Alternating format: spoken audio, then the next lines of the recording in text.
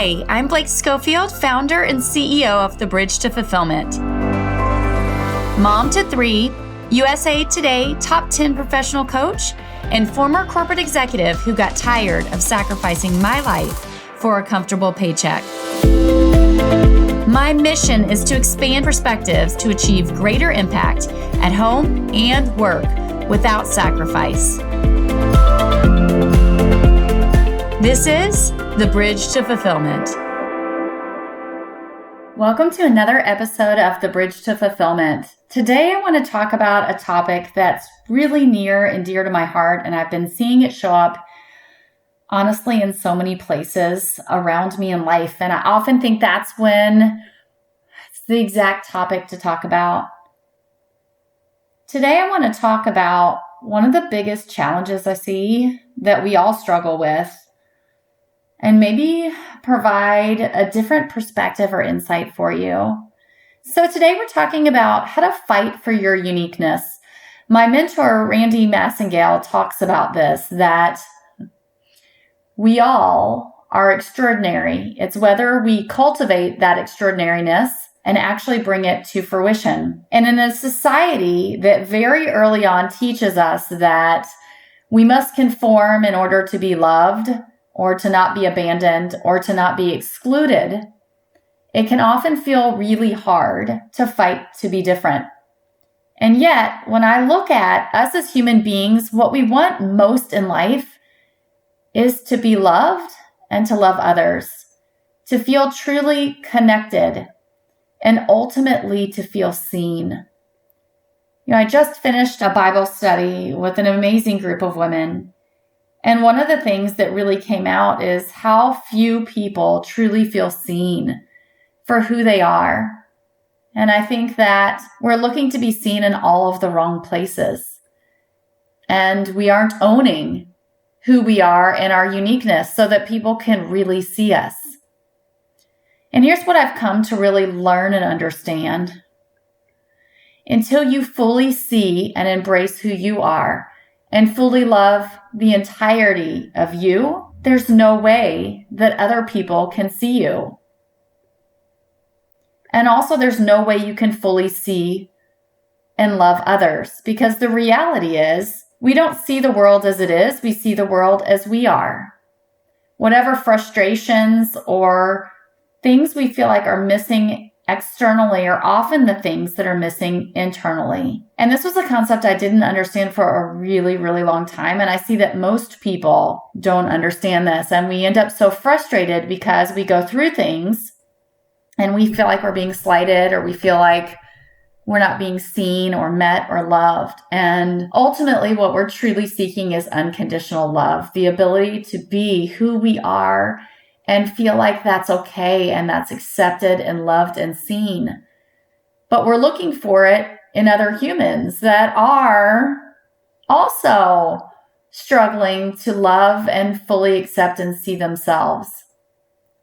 The journey I've really come to understand is that the internal journey, the journey to truly discovering, embracing, and loving yourself, is the key to creating loving relationships, impact, connection, and the ability to truly be seen. And I would venture to bet, as you're listening to this, that you've been hurt, that you've had relationships where you feel like your intentions were misconstrued, that you value connection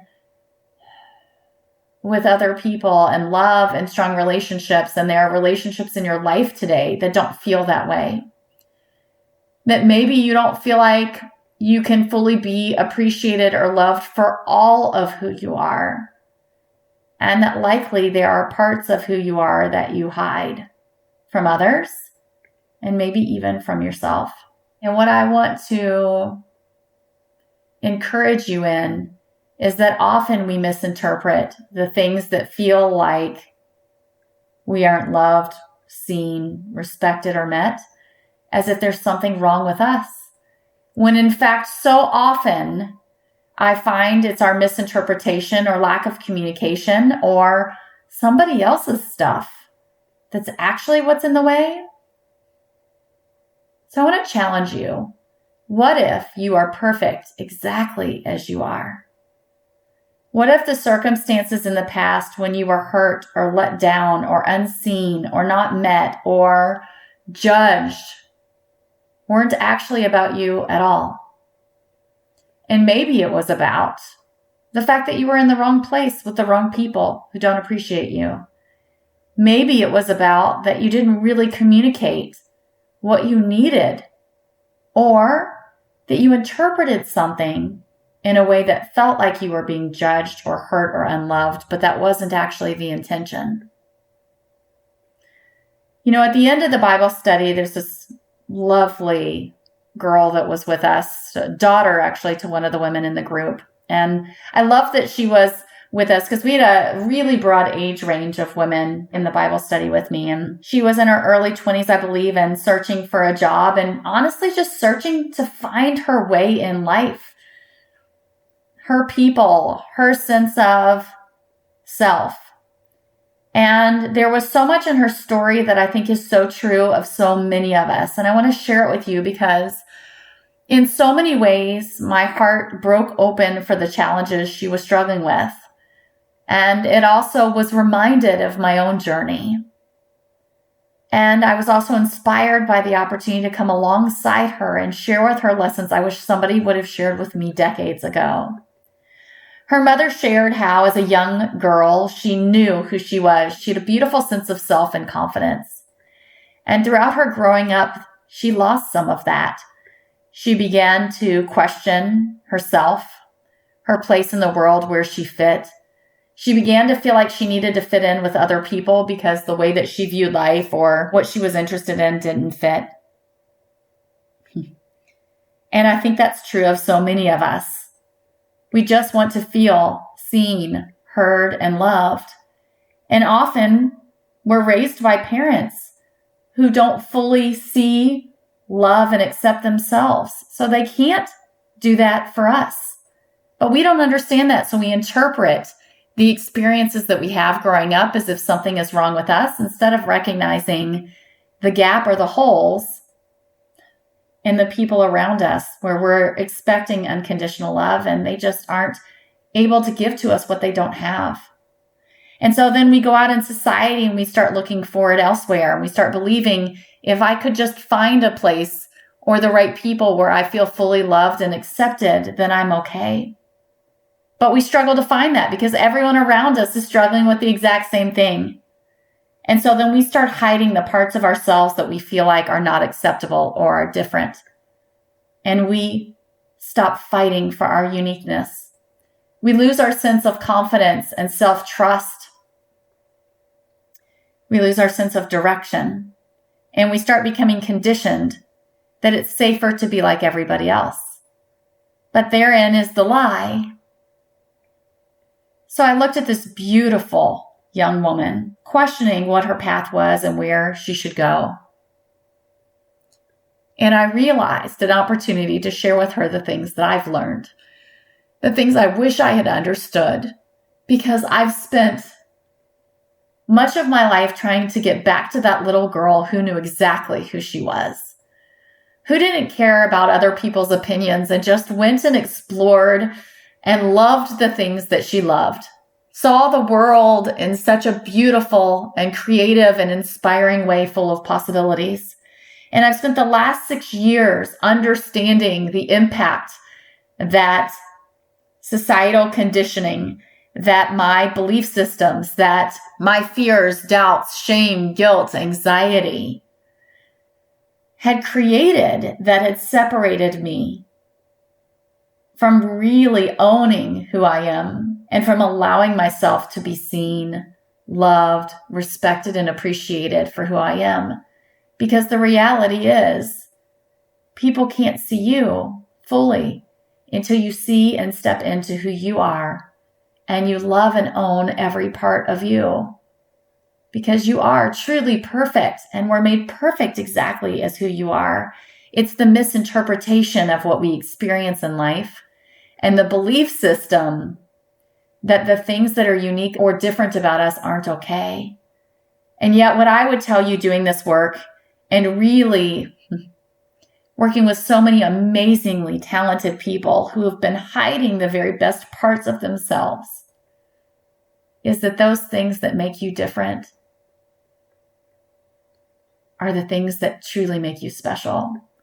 And when you can begin to understand that the key to personal happiness, love, feeling seen, respected, being surrounded by people with deep connection comes from owning and fighting for your uniqueness.